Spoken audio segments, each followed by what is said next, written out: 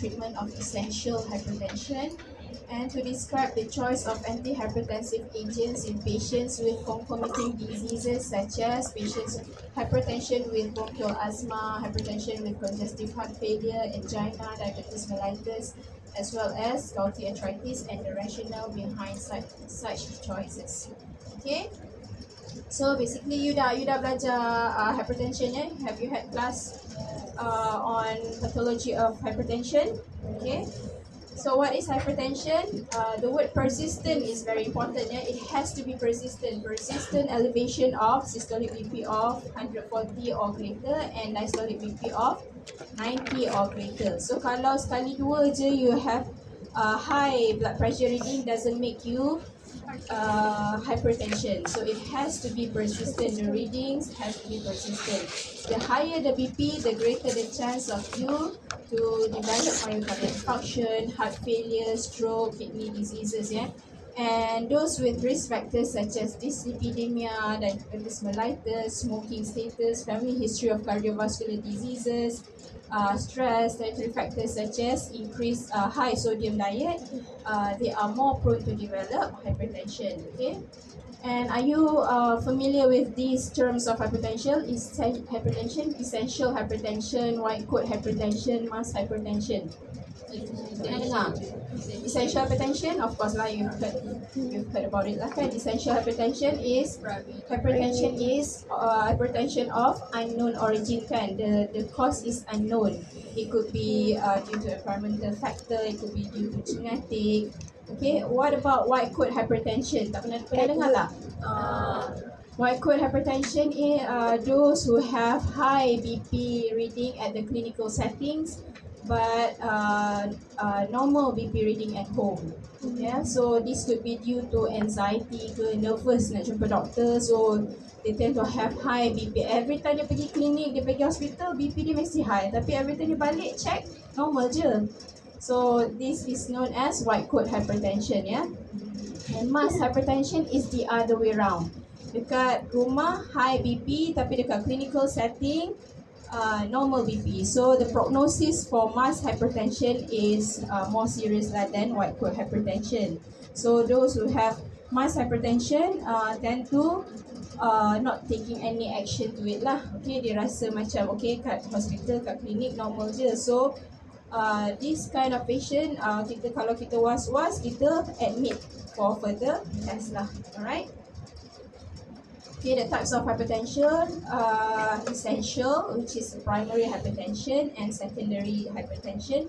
Secondary ni secondary to other diseases lah, such as what are the example of diseases that can cause Cushing syndrome kan, apa lagi? Pheochromocytoma, what else? Any drug induced hypertension? Do you know any drugs that can cause hypertension?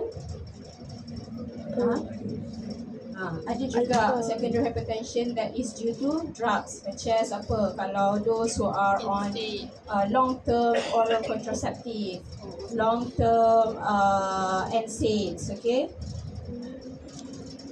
So these are the example of secondary causes of hypertension lah. Drug induced on LCP, long-term treatment with steroids, okay? And Cushing syndrome, acromegaly, hypothyroidism, hyperthyroidism, these are all diseases that could lead to hypertension. Okay, so NCD which is orang panggil penyakit tiga serangkai kan, diabetes, hypertension, high cholesterol, is a major risk factor for cardiovascular diseases lah. And cardiovascular disease is very common in Malaysia, leading cause of death in Malaysia, not just Malaysia lah, globally. So that's why I suruh you kena faham sangat betul-betul hypertensive, antihypertensive agents. Yeah, it's very important. Okay. This is just statistic. 3 in 10 Malaysian have hypertension, and among these 3 times males are more affected than females. Kan ramai kan young males died of sudden heart attack kan compared to females. Alright, so untreated hypertension could lead to an organ damage such as stroke, blindness, heart failure, kidney failure, and heart attack. Alright, so classification of hypertension pun you all familiar dah kan? So you all tahu ni semua kena hafal who is at risk, who has stage 1, stage 2, stage 3 hypertension. Do you know what is isolated systolic hypertension? Ada belajar? Ada kan? Isolated systolic hypertension is a predominant type of hypertension in elderly. Those who is more than 60-year-old, they tend to have this type of hypertension, isolated systolic hypertension, where the systolic reading is high, more than 140, but the diastolic reading tend to be normal, around 90 or low than 90. So this type usually kita jumpa in elderly lah. And this is due to arterial stiffening. Okay, so you have to treat. Kadang-kadang maybe your parents or grandparents have this kind of reading, tapi you selalu cakap tak apa, yang bawah, reading bawah tu lagi penting. Pernah tak dengar? Pernah tak dengar orang cakap diastolic lagi penting than systolic reading? Tak pernah dengar? Pernah. I always heard of that. So selalunya kalau orang tua baca, oh tak apalah, yang atas je tinggi, yang bawah okey, so okey lah. No, please don't treat this as okay. So this isolated systolic hypertension is also dangerous and has its own risk lah. So you have to treat accordingly. Okay. So regulation of BP, I'm not going to teach you regulation of BP lah. Ni semua you kena tahu dah tahu It is depending on your cardiac output and peripheral vascular resistance, which is regulated by your ANS, RAAS, as well as vascular endothelial chemical mediators lah, such as nitric oxides. Okay.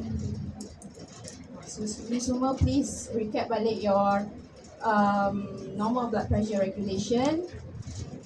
Okay. What is the function of baroreceptor reflex? This is a center that react to the changes of your BP kan. What happens when your BP is low? It will stimulate baroreceptor to do what? Stimulate more sympathetic outflow ke inhibit sympathetic outflow. Ini semua you boleh tahulah. Alright. So this is a diagram to show you how certain stimulus can cause changes in the BP. You boleh baca. Alright.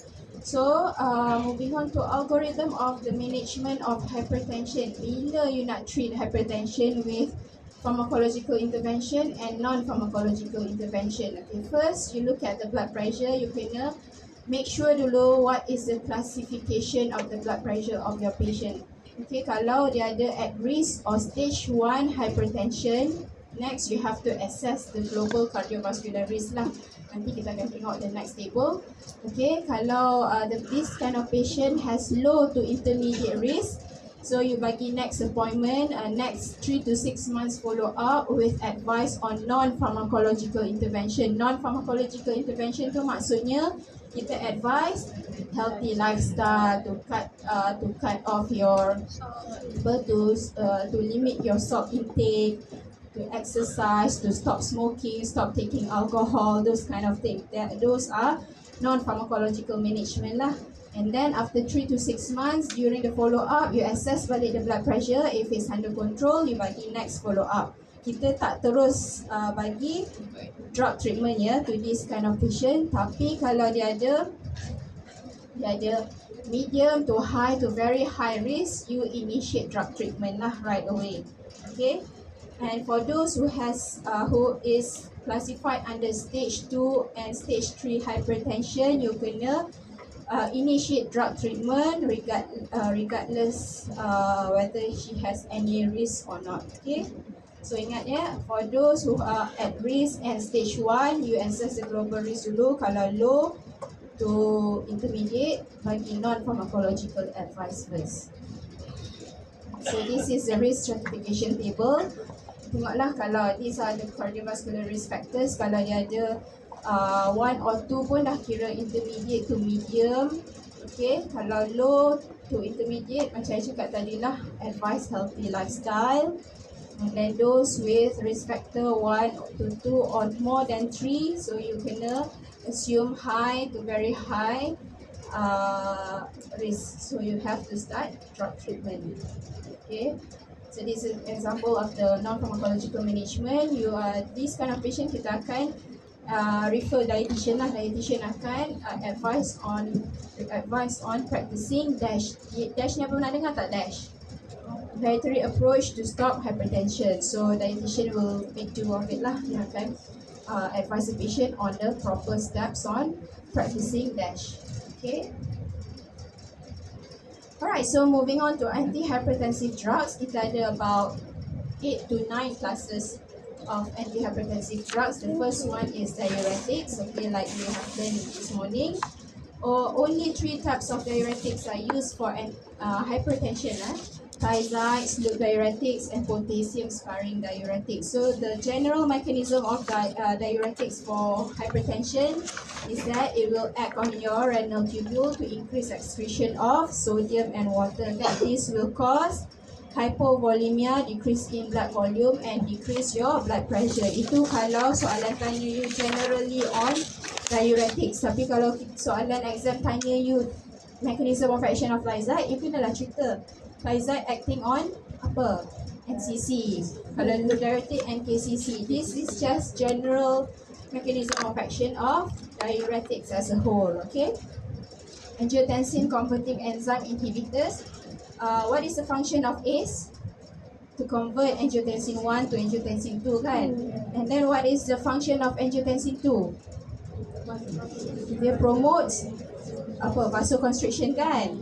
And then adalah many other roles of angiotensin 2. So kita boleh bagi angiotensin converting enzyme inhibitors such as captopril, lisinopril, and enalapril. This will inhibit synthesis of angiotensin 2 and then decrease the peripheral resistance and blood volume.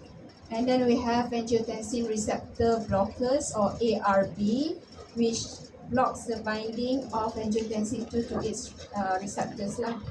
Okay. So this is your RAAS. So kalau you kena ingat balik what is the function of angiotensin 2. So bila kita bagi ACE inhibitors kat sini, what happens, it will inhibit the function of angiotensin 2, inhibit vasoconstriction and reducing your blood pressure. Okay.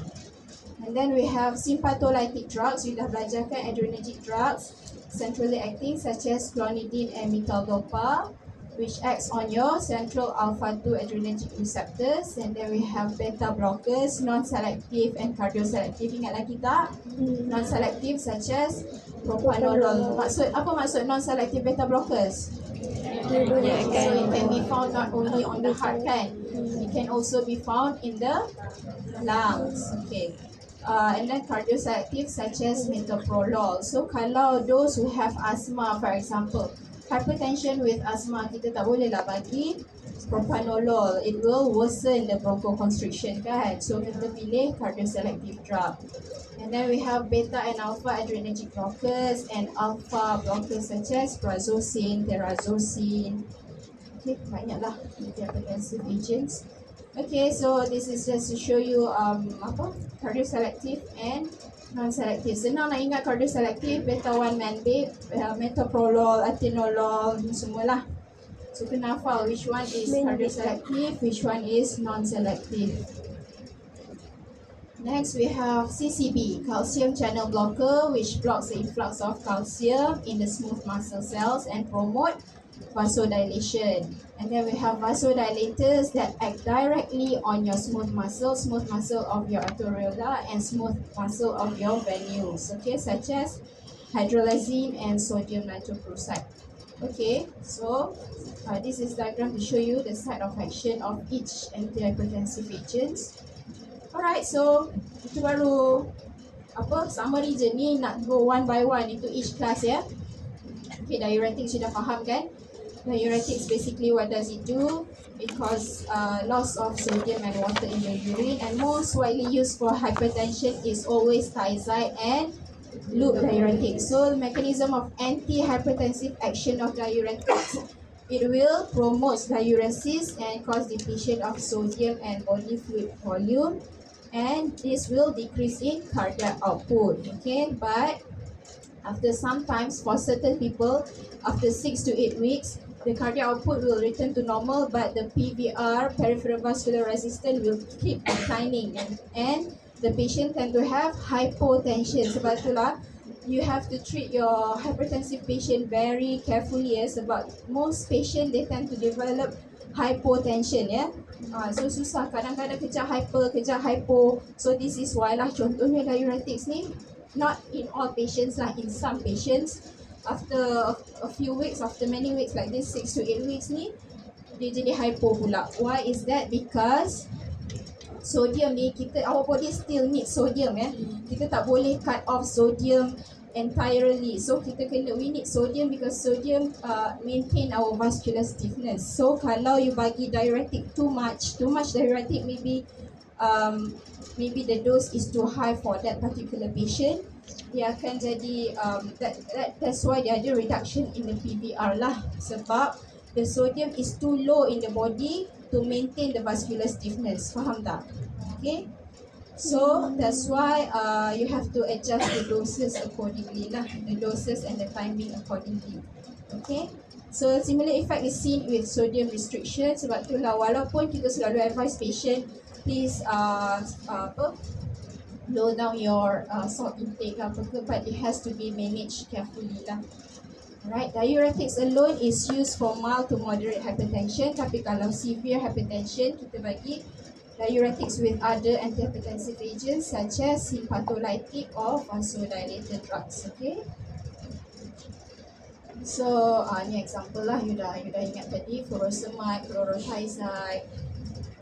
The adverse effects pun, please remember the adverse effects of thiazide and loop diuretic. So by remembering those adverse effects of these agents, you can relate what are the contraindications of these agents to hypertension. Ya, kalau hypertensive patient with gout, kalau boleh you tak payahlah bagi thiazide ke loop diuretic. Okay, so you have to choose your drug wisely.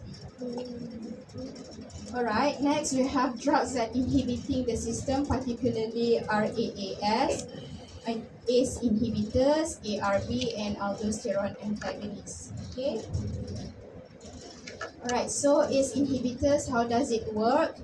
It inhibits your ACE enzyme. Okay, so kat sini dia akan block the conversion of angiotensin 1 to angiotensin 2. Okay, so angiotensin 2 cannot promote effect lah.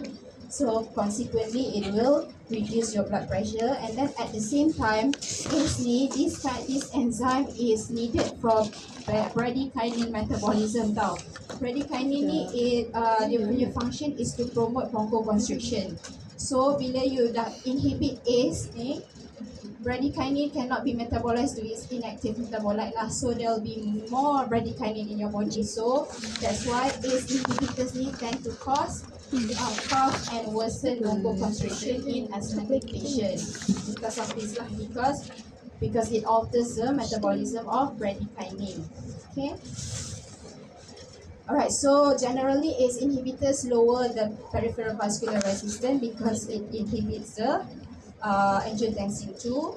Okay, but it has less effect on the cardiac output and heart rate. Alright, so example of ACE inhibitors, captopril, the most commonly used is captopril, ya.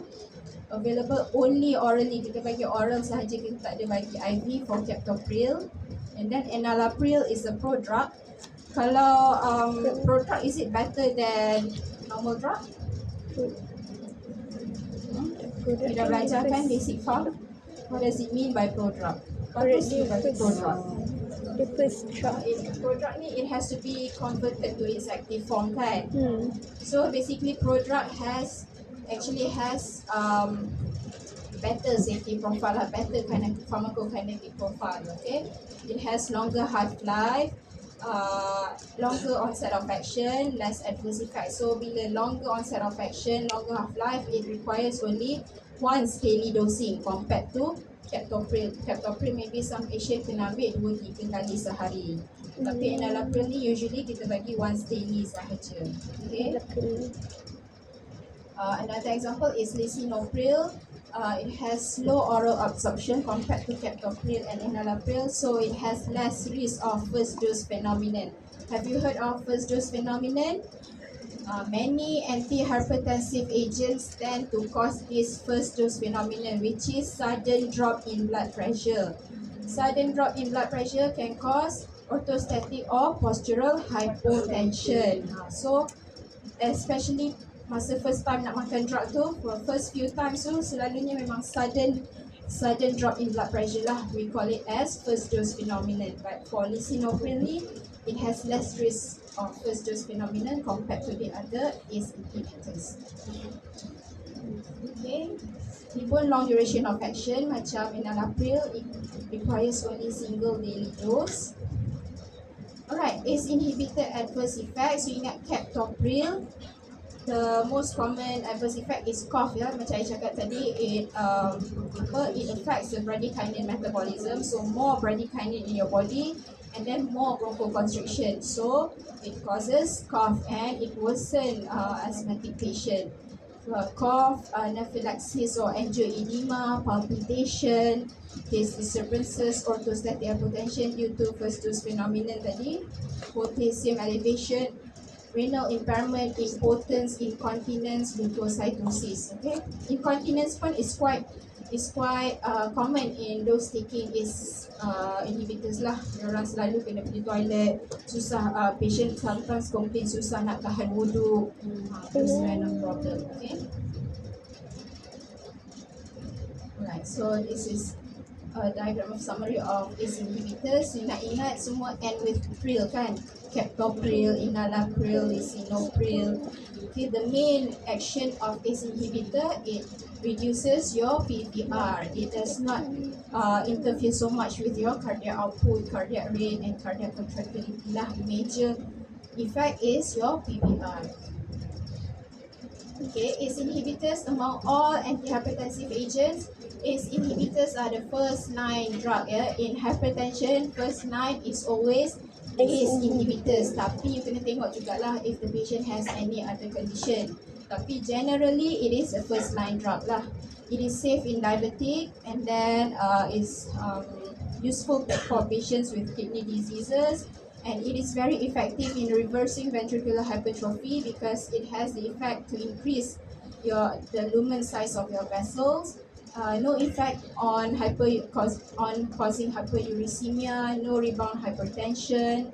Okay, so it has a good safety profile lah generally. Okay. Next we have ARB. Ingatlah paling penting yang affect your RAAS is ACE inhibitors and ARB. Example of ARB, losartan, valsartan, candesartan, irbesartan. The most commonly used is losartan. It blocks angiotensin 2 receptors. Yeah, it does not cause any effect on bradykinin metabolism. So it has lower incidence of cough compared to ACE inhibitors. Yeah, safety profile similar to ACE lah. Semua effect dia similar to ACE except it has lower incidence of cough. Okay. So those who are intolerant to ACE inhibitor, you boleh change to ARB. It has similar effect. Alright. Adverse effect. ACE inhibitors and ARB are phytopathic. Yeah, it is highly contraindicated for those who are pregnant.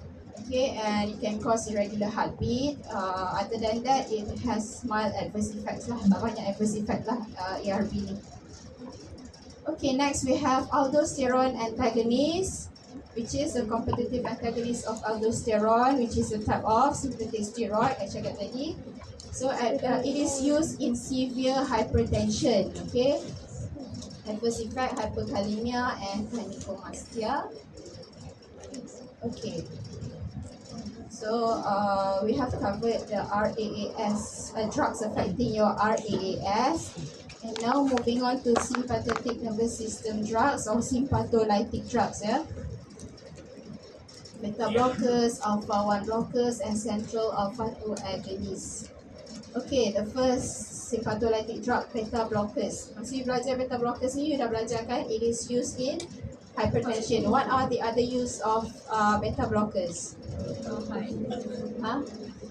Banyak kan? There are many clinical uses of beta blockers. So like I said tadi, you kena betul-betul faham, you kena betul-betul hafal the non-selective and beta-1 selective beta blockers. So senang you nak pilih your drug of choice. Okay? Mechanism of action, of course, it is a sympatholytic drug, so it acts on peripheral receptive beta adrenoceptor to reduce sympathetic vasoconstriction. So it will reduce sympathetic catecholamines and reduce vasoconstriction. And it has the effect of inhibiting the stimulation of renin production as well. Okay. Okay, it is often chosen to treat mild to moderate hypertension with a concomitant disease. Maksudnya, those who has hypertension sahaja without any other disease, kita tak bagi beta blockers lah. Kita selalu bagi first line lah ACE inhibitor. Okay, tak ada kita beta blockers ni usually boleh bagi to hypertension with heart failure, for example. Okay. Less well tolerated compared to ACE inhibitors and ARBs, sebab dia ada banyak adverse effect ya, and more effective in younger individuals and wide population. What does it mean? It means that in elderly and black population they tend to have low renin level ya. So kalau in younger individual normal renin lah, okay. In wide population pun normal renin, so tak ada problem you nak bagi beta blockers. Tapi kalau for elderly they have low renin level, kalau boleh kita tak bagi beta blockers lah, sebab beta blockers can inhibit stimulation of your renin. So kita tak nak dose drug yang ada effect on renin. You have to be very careful in giving to those elderly patients ya. Metoprolol causes less bronchial constriction than propranolol. Yes, because metoprolol is cardioselective. Okay, adverse effect of beta blockers, it can impair glucose tolerance, so it is not so safe to be given for those who have diabetes. It can also cause atherogenosis because it can increase your triglyceride and reduce your HDL. So those with hyperlipidemia pun, you have to be very careful if you nak bagi beta blockers. It can cause arrhythmia, GI disturbances, CNS. So contraindications, boleh relate lah. What are the contraindications? Diabetes mellitus, asthma, heart block, hyperlipidemia. Okay. And then we have alpha-1 blockers. Tapi alpha-1 blockers ni we don't use so much for hypertension kan. Selalunya kita bagi for what condition? Prazosin, terazosin ni.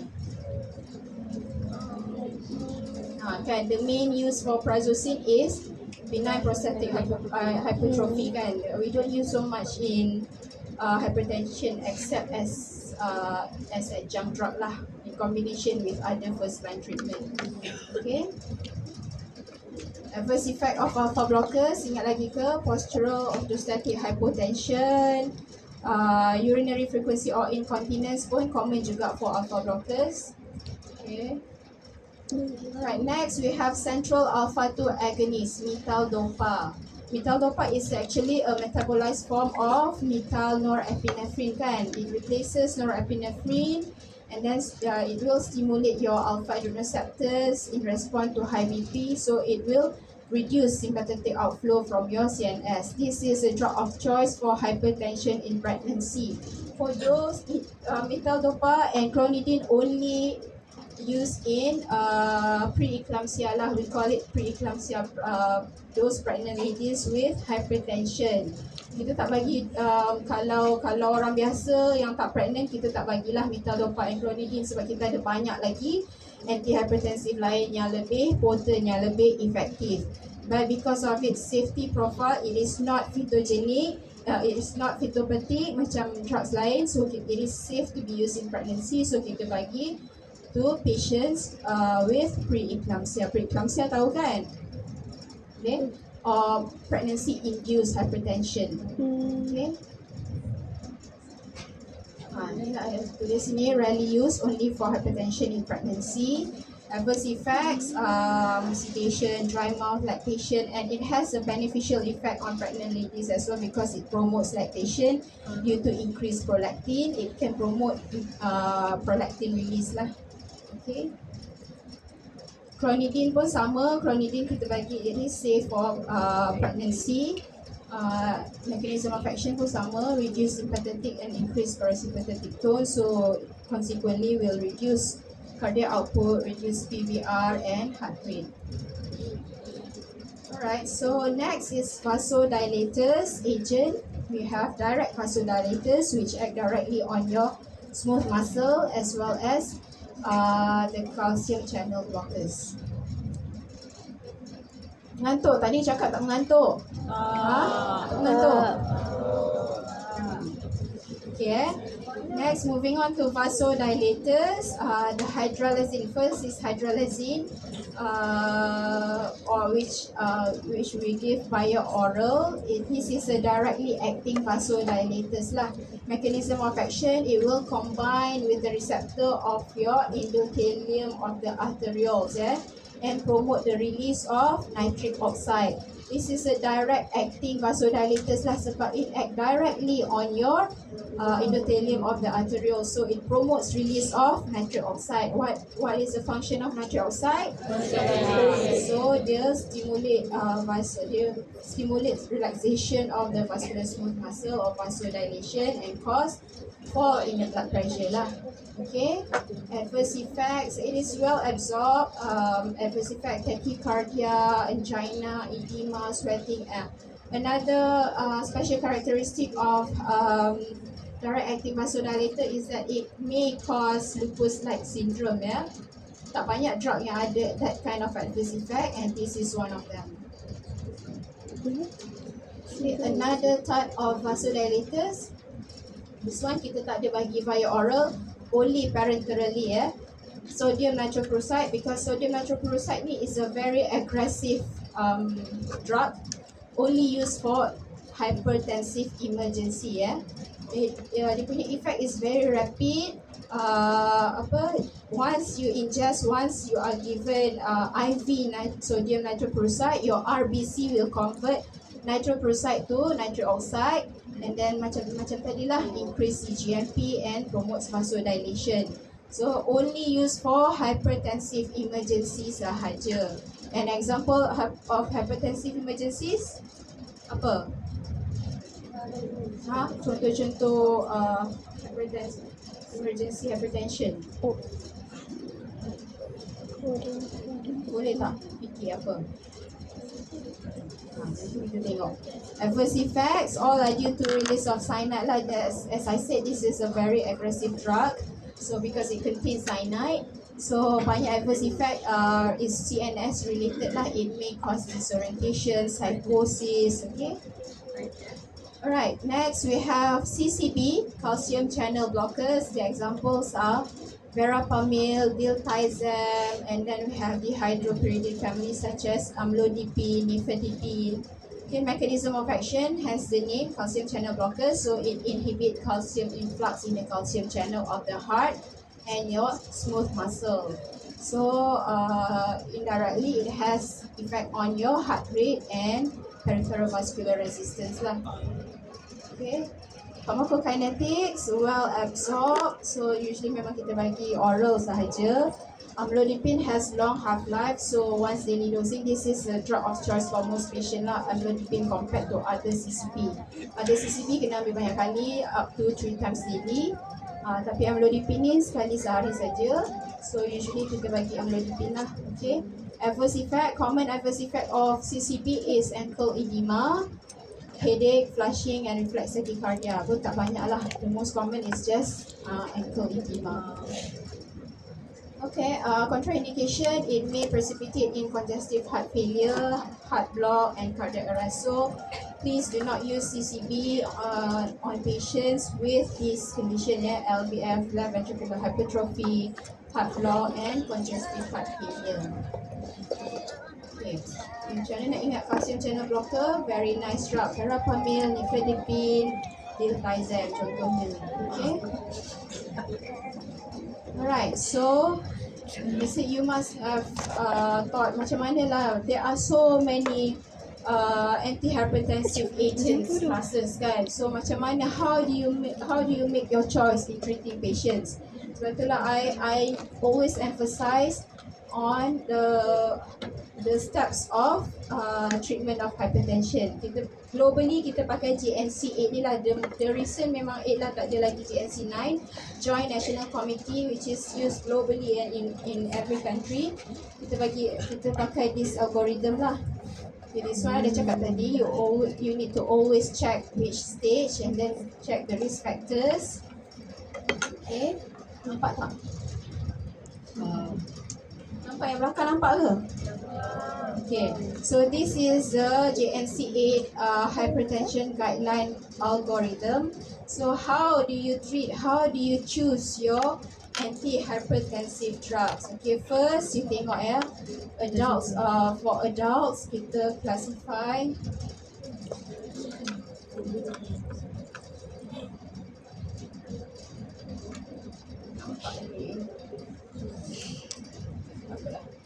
Okay, so first you classify the green one here is you tengok age dia.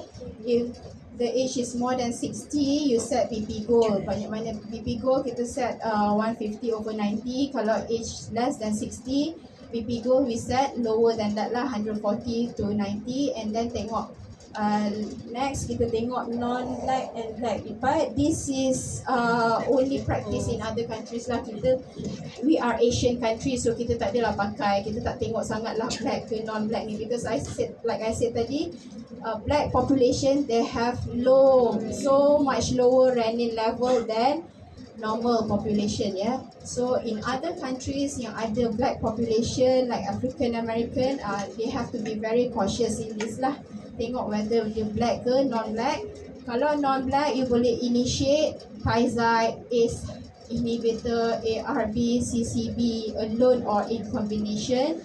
Tapi kalau black, those yang ada low renin level, you bagi thiazide or CCB. Kita tak bagi ACE inhibitor or ARB sebab dia akan kacau your renin kan. Kita tak nak lower down the more renin in the body. Okay, and then the rate here is you tengok those with diabetes or CKD. Okay, any age, if diabetes present, no CKD, you check BP goals and then the treatment sama lah macam tadi. But anyone with CKD with or without diabetes, you kena initiate ACE inhibitor or ARB. Okay, alone or in combination without having to check ada tak. Kalau dia ada CKD, tak ada diabetes pun, mesti bagi ACE inhibitor or ARB. Those are first line drug for hypertension with kidney diseases, yeah. Okay, and then next you check, next follow up is the blood pressure at goal. If no, you reinforce advice on lifestyle lagi. And then titrate the medication to maximum dose and then consider adding another medication. Selalunya those hypertensive patient mesti ambil combination drug. Jarang ambil satu jenis antihypertensive sahaja ya, especially elderly lah. Okay, so this is the algorithm. You boleh tengok balik carefully.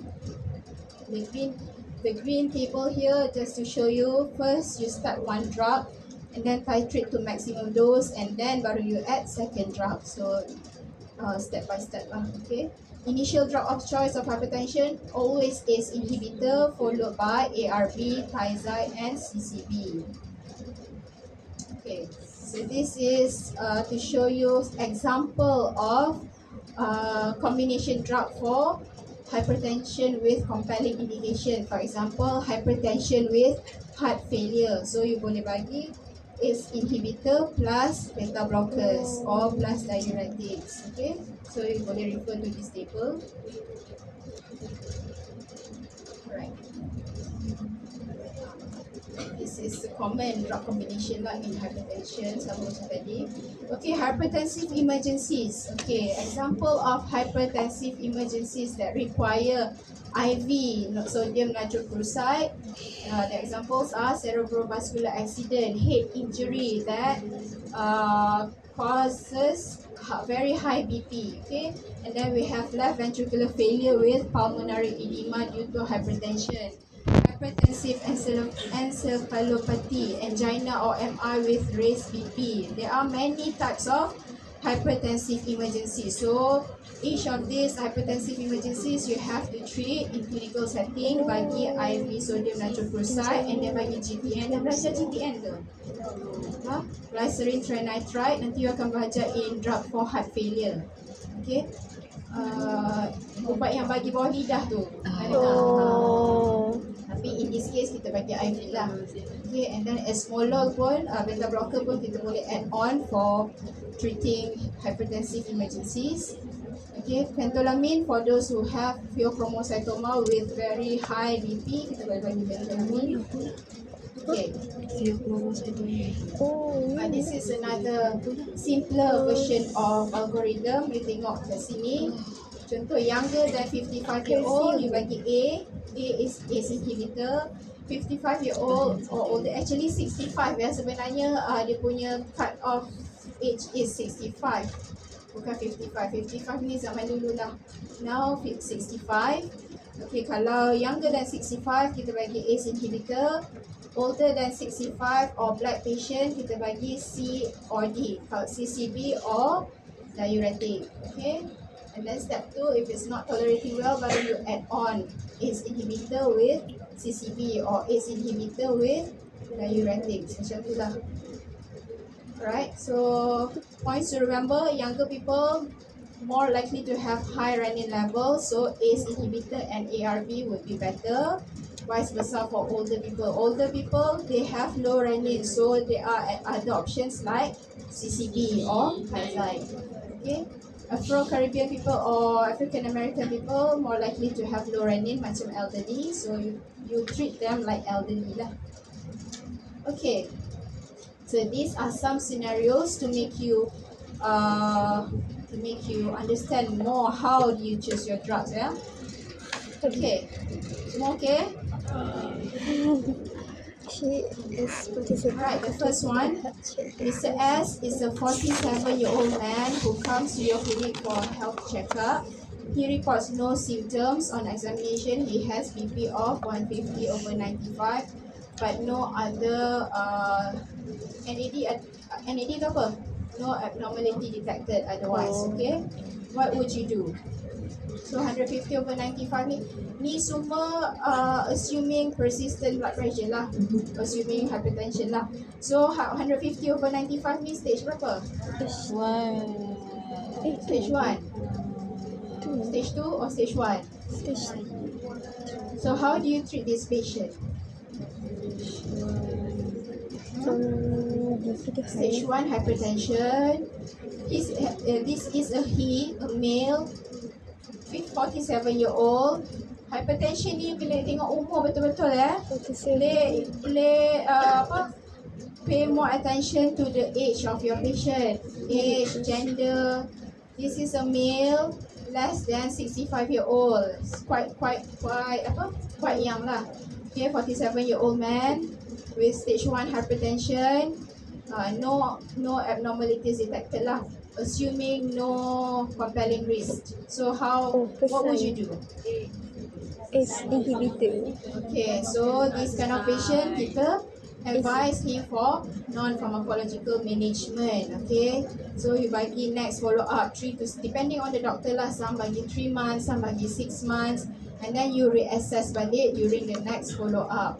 Kalau if the BP is well maintained, teruskan dengan non-pharmacological management. But if the BP is still high, and then if he comes with additional risk, then you start your drug treatment. Okay. Number 2, Mr. K is a 66-year-old patient at your clinic with BP of 160/100.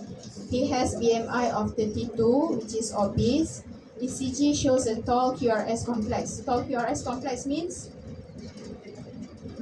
Tak belajar lagi. Tall QRS complex ni left ventricular hypertrophy. Okay, he has elevated triglycerides and LDL cholesterol, so he has hyperlipidemia. blood sugar is normal. So what would you prescribe? Okay, male more than 65-year-old with apa stage? Stage Stage 2. 2 hypertension, obese, left ventricular hypertrophy, hyperlipidemia. So apa you nak bagi? Hmm? So looking at his age, Oh, which one is your drug of choice? Dia ada banyak sangat compelling risk, banyak concomitant diseases lah. So usually kita tak bagi satu je antihypertensive. So what is your number one choice first?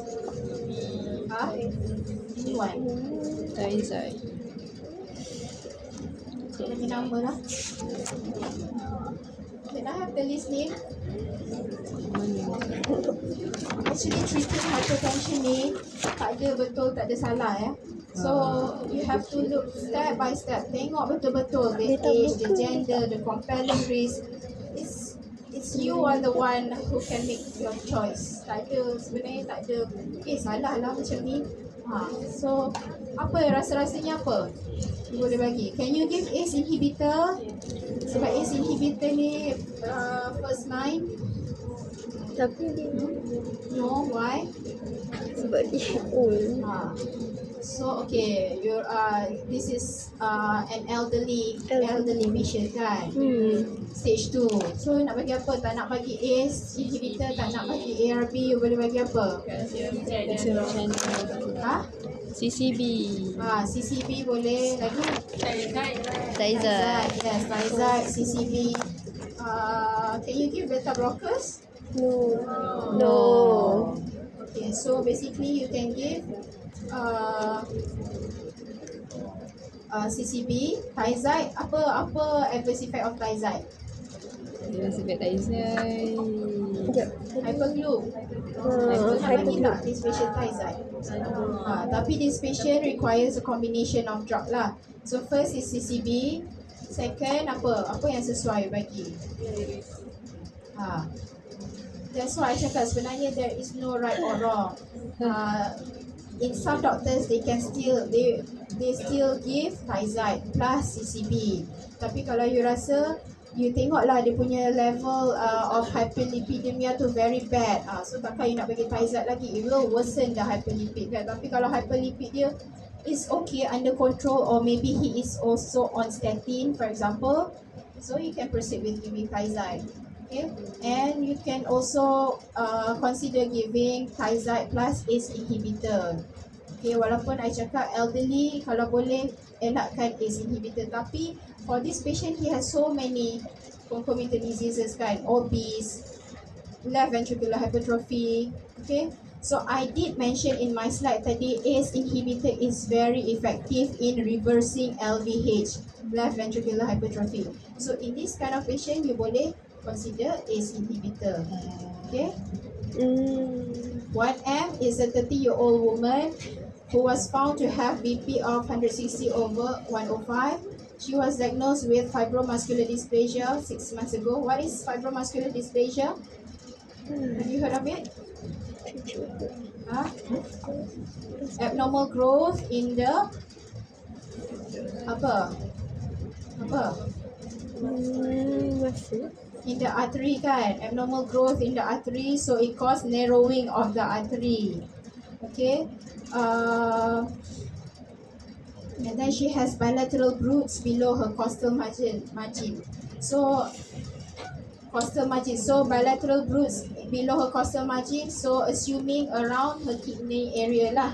So this is a case of fibromuscular dysplasia in the renal area. So kalau you have narrowing of the artery, it can be due to your carotid artery ke, it can be due to renal artery ke. Tapi this one she has bilateral bruits below her costal margin. Costal margin faham kan?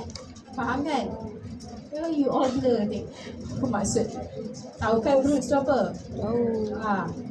So the bilateral bruits is hurt below her costal margin, so kita assume dia punya fibromuscular dysplasia is at the renal artery lah, at the kidney.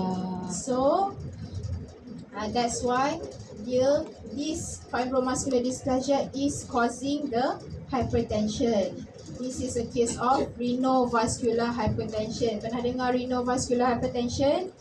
Problems at the kidney that cause hypertension. This is also a secondary hypertension lah. Okay. You prescribe captopril but your boss is very angry. Why?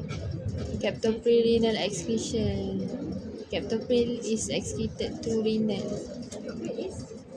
Is renal excretion. Okay. Captopril is ACE inhibitor, so you rasa boleh tak bagi? Tak boleh. Sebab Cuba fikir. muscular Okay, at dysplasia. this stage you tak boleh think out of the box yet. Okay, for this kind of case, Asthmatic. okay, she is 30 year old. Lagi satu, macam this case lain dengan case hypertension, and this is secondary hypertension. You have to treat the condition first, baru treat the hypertension. Kalau you focus on treating the hypertension, tapi the fibromuscular dysplasia is still there, macam mana nak baik the hypertension? Okay, so any case of secondary hypertension, you have to treat the condition first. Bukannya bagi captopril, memang captopril memang sesuai untuk dia, but in secondary case of secondary hypertension, please treat the condition first. Treat the fibromuscular dysplasia first. One of the treatment is, dia ni muda lagi dia ni muda, she is at her childbearing age. Kalau boleh elakkanlah medication. So kita boleh buat stenting. Kalau narrowing of the artery kan kita buat apa panggil? Angioplasty. So this is an example lah, kita boleh buat angioplasty or stenting. So bila dah you treat the fibromuscular dysplasia, kalau you tengok masih hypertension lepas tu, a few months after that, then you treat the hypertension. But for this case, always treat the condition first. Condition that cause the hypertension. Encik A comes to you complaining that he cannot pray properly as he cannot keep his wudu. He is on enalapril 10 mg daily. How can you help him? This is a case of anyone? He is on ACE inhibitor enalapril. Cannot keep his wudu maksudnya Incontinence. dia develop incontinence, maybe due to adverse effect of enalapril. So you nak suruh apa? You nak suruh dia buat apa? Medication. Continue taking. Tukar tu. Tukar tu. Anyone? Tukar tu. ARB. Yes. ARB. Drug of choice after ACE inhibitor is always ARB. ARB comes after ACE inhibitor. One S is a 24-year-old woman who is pregnant at 22 weeks. She has BP of 145/95. What drug would be suitable for her? Stage 1, hypertension, pregnant. Clonidine. Okay, methyl dopa or clonidine. So boleh bagi methyl dopa lah. Okay, you prescribe hydrochlorothiazide to Encik S, a 62-year-old man, for his hypertension. 5 weeks later, he complains of very swollen and extremely painful right toe. What would you advise him? So, he 62-year-old, quite elderly lah. Gout and on thiazide.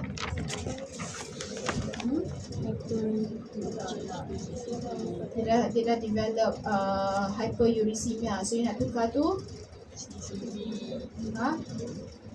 Rasa nak tukar tu? Essential bukan.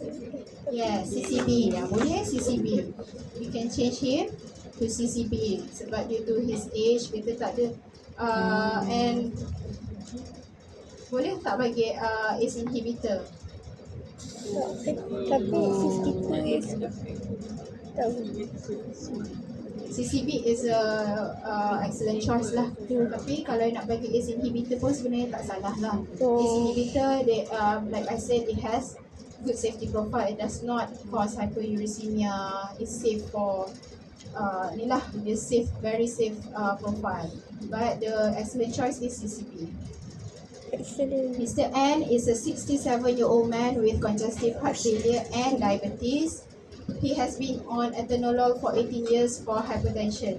How can you improve his management? How? Oh, kerja tahap failure and diabetes. Kita buka.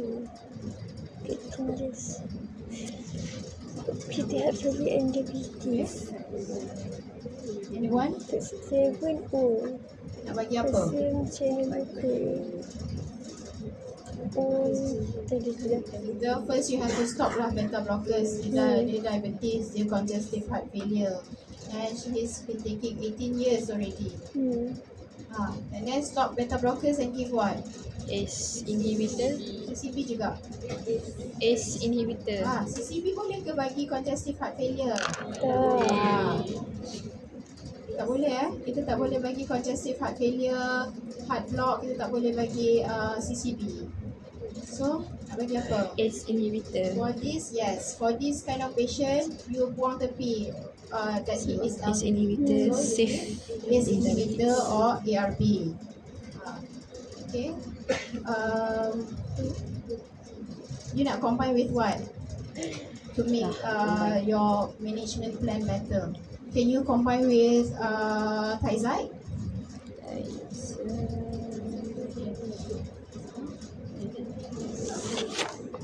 Boleh tak? Tak boleh. Kenapa? Hyperglyc. Hyperglyc. Hyperglyc. So it might worsen the diabetes kan. So you bagi ACE inhibitor, and then kalau after a while dia punya blood pressure is still not okay, next you boleh combine ACE inhibitor dengan apa? Like if thiazide tak sesuai, look diuretic kan ada. Bukan thiazide je, I always cakap thiazide dalam hypertension memang. Kalau of all diuretics, for hypertension memang thiazide pilihan number one. Tapi loop diuretics pun can be used for hypertension. So kalau you rasa this patient tak sesuai thiazide, you bagilah loop diuretic furosemide. Okay. Number 8, Mr. X is a 56-year-old Nigerian football coach. He was brought to ED with difficulty breathing, swollen lips, mouth and eyes. He has no other medical history other than hypertension on captopril. How would you handle this case? Apa masalah dia ni? What is he having? He is on captopril, is inhibitor, tapi ada difficulty breathing, swollen lips, mouth and eyes. Apa ni? So what is the adverse effect that he developed from captopril? Anaphylactic reaction. Anaphylaxis or angioedema. Okay, so you nak tukar apa? Thiazide or CCB. Yes, thiazide or CCB. Okay, so by now can you imagine how to choose your drug? Susah ke antihypertensive? Tak susah, tapi banyak. Okay, banyak tapi tak susah. So you have to be very meticulous in your steps. Okay, tengok, like I said, tengok betul-betul the algorithm. And lagi satu I nak pesan, please read CPG. The latest CPG is still 2018. Dia tak, patutnya by right tahun ni lah dia update every 5 years. So currently still 2018. So balik Google CPG Management of Hypertension. Kalau you baca CPG, khatam CPG Management of Hypertension, InsyaAllah memang you akan faham betul-betul lah how to choose your drugs for hypertension. The CPG very helpful. Alright, so okay.